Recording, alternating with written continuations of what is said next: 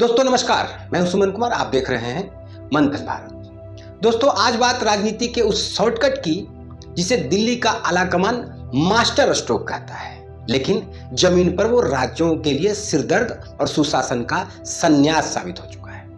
क्या social engineering और vote bank के नाम पर भाजपा ने अपनी ही सूझता की बलि चढ़ा दी है?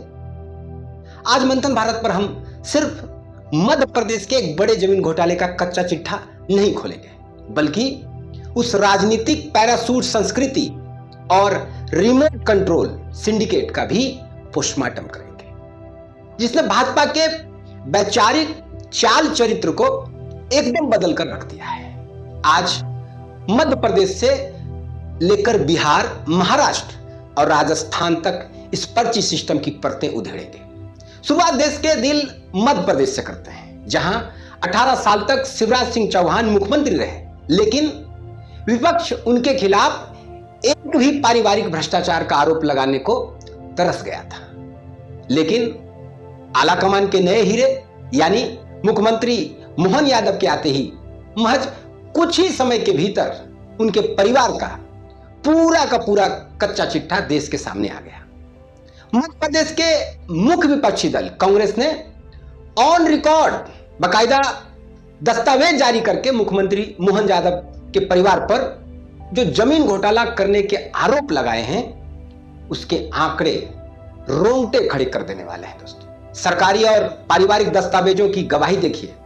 खुद मुख्यमंत्री मोहन यादव के नाम 17 एकड़ जमीन, उनकी पत्नी सीमा के नाम 11 एकड़ जमीन, बेटे वैभव के नाम 17 एकड़ और बहू शालिनी के नाम 10 एकड़ जमीन। बात यहीं खत्म नहीं हुई दोस्तों। मुख्यमंत्री के चचेरे भाई नीलेश के पास अपनी पत्नी के साथ 108 एकड़ जमीन, दूसरे चचेरे भाई गोविंद के पास पार्टनर के साथ 47 एकड़ जमीन, भाई नारायण के नाम 19 एकड़, भाई नंदलाल के नाम 17 एकड़, रेखा के नाम 6 एकड़ और अभय के नाम 16 एकड़ जमीन का यह भारी भरकम साम्राज्य खड़ा है। मैं पूछना चाहता हूं कि जो निष्ठावान कार्यकर्ता पीढ़ियों से सूचना का झंडा उठा रहा है, दर दर भटक रहा है, आज वो इन आंकड़ों को देखकर क्या सोच रहा? यह सत्ता का विकेंद्रीकरण नहीं, बल्कि भ्रष्टाचार का केंद्रीकरण है, जहां मुख्यमंत्री की कुर्सी मिलते ही जनसेवा का संकल्प जमीन हड़पने के पारिवारिक साम्राज्य में बदल जाता है। क्या इसी ऐतिहासिक विश्वासघात के लिए शिवराज सिंह चौहान को हटाया गया था? मध्य प्रदेश की इस कहानी को दिमाग में रखिए। अब रुक करिए अपने बिहार का, जहां जातिगत समीकरण साधने के नाम पर मुख्यमंत्री की कुर्सी पर सम्राट चौधरी को बैठा दिया गया।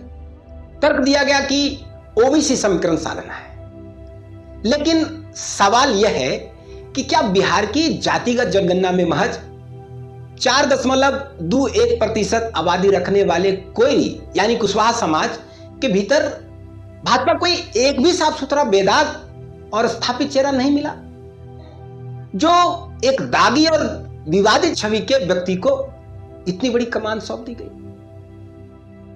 पूरा देश जानता है कि 1995 का खूनी लवना प्रशासन संहार एफआईआर में दर्ज राकेश कुमार नाम का झोल और 4 फर्जी नाम बदल बदल कर कानूनी लूपहोल्स का फायदा उठाना और बचना इस चेहरे का असली इतिहास है।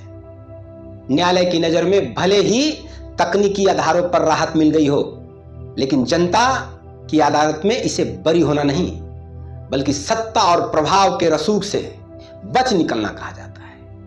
आज इसी तरह के सोशल इंजीनियर के कारण बिहार में कानून व्यवस्था ध्वस्त है और पार्टी का मूल कैडर ठगा हुआ महसूस कर रहा है। बिहार से थोड़ा आगे बढ़े तो महाराष्ट्र में देवेंद्र फडणवीस का मॉडल दिखाई देता है, जिन्हें आलाकमान ने पूरे सूबे में पार्टनर और सरकारें बदलने का चीफ मैनेजर बना रखा है। महाराष्ट्र की जनता आज पूछ रही है कि जो पार्टी कभी सांस्कृतिक राष्ट्रवाद की बात करती थी, उसका चाल चरित्र कहां गया? एक तरफ देवेंद्र फडणवीस दिल्ली के इशारे पर तोड़जोड़ राजनीति में व्यस्त हैं, दूसरी ओर उनकी पत्नी अमृता फडणवीस के high profile lifestyle, modelling, Juhu beach controversy और रील्स को लेकर पब्लिक परसेप्शन बेहद नकारात्मक है दोस्तों। हद तो तब हो गई जब अदालत की एक चार्जशीट में एक कुख्यात अंतर्राष्ट्रीय क्रिकेट सटोरिये और बुकी अनिल जय सिंघानी के नाम उनके घर तक सीधी पहुंच और कथित व्हाट्सएप चैट का गंभीर पर्दाफाश हुआ। ब्लैकमेलिंग और करोड़ों की रंगदारी के आरोप के इस हाई प्रोफाइल सिंडिकेट ने पूरी सरकार की साख मिट्टी में मिला दी। क्या सूचना की दुहाई देने वाली भाजपा की यही संस्कृति? यह बीमारी आगे भी जारी है और इसका सबसे बड़ा नुकसान यह है कि राज्य में अब प्रशासनिक पतन हो चुका है। जब मुख्यमंत्री पर्ची से आता है तो सूबे के बड़े आईएएस आईपीएस मुख्यमंत्री को नहीं बल्कि सीधे दिल्ली के उन जौहरियों को रिपोर्ट करते हैं। मुख्यमंत्री सिर्फ एक रबर स्टैंप बन जाता है।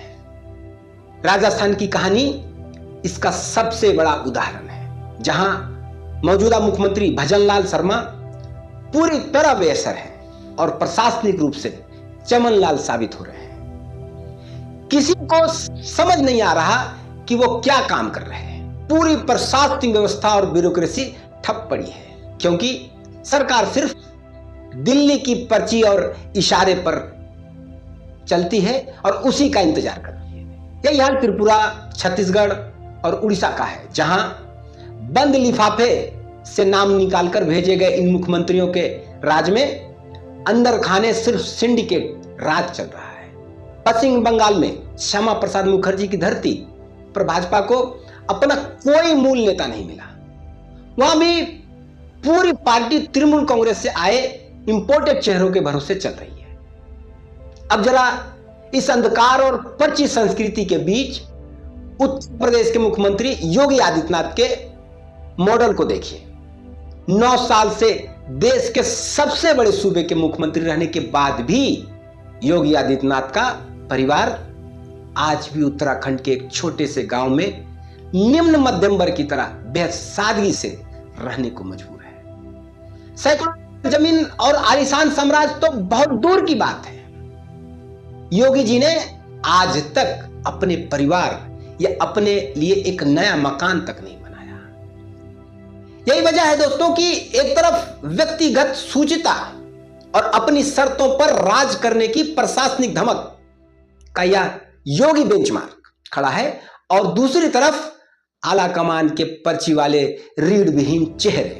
दिल्ली का आला कमान अब मजबूत नहीं बल्कि मजबूर मुख्यमंत्री चाहता है, जो हर फाइल पर दस्तखत करने से पहले दिल्ली का मुख देखे। लेकिन योगी आदित्यनाथ के पास वो नैतिक ताकत, मोरल अथॉरिटी है जिसके आगे दिल्ली का सिंडिकेट भी कांपता है, जिसके पास खोने के लिए कोई परिवार या जमीनों की जागीर नहीं। उसे दिल्ली डरा नहीं सकती क्योंकि आला कमान को यह समझना होगा कि रीढ़ विहीन और मजबूर मुख्यमंत्री दिल्ली के सिंडिकेट को तो सूट करते हैं, लेकिन वो राज्यों की जनता और सुशासन के साथ बहुत बड़ा खिलवाड़ करते हैं। शायद यही वजह है कि दिल्ली में बैठे उन तथाकथित जौहरियों को योगी आदित्यनाथ की यह सादगी या कड़ा रुख या स्वतंत्र वजूद पसंद नहीं आता, क्योंकि उन जौहरियों को तो राज्यों की छाती पर ऐसे चेहरों को बैठाकर गजब का मास्टर स्ट्रोक मारना है जिनका रिमोट कंट्रोल दिल्ली अपने हाथ में रख सके और आते ही जमीन के खेल शुरू कर सके। हाँ, यह सच है कि इस राष्ट्रीय नेतृत्व में देश के स्तर पर अनुच्छेद 370, भव्य राम मंदिर का निर्माण और राष्ट्रवाद के मोर्चे पर ऐतिहासिक काम किए, जिसे देश हमेशा याद रखेगा। लेकिन आंतरिक राजनीति में पार्टी की मूल आत्मा, उसकी सूचिता और उसके समर्पित कैडर का पूरी तरह कत्ल कर दिया गया है। जातियों को गणित बिठाकर और बाहर से नेता उधार लाकर आप चुनाव जीत सकते हैं, अमित शाह जी, मोदी जी, लेकिन देश को लंबे समय तक सुशासन नहीं दे सकते। जब कैडर का भरोसा टूटता है तो बड़े बड़े साम्राज्यों की पतन की शुरुआत हो जाती है। भाजपा के इस पर्ची और इंपोर्ट सिस्टम पर आपकी क्या राय है?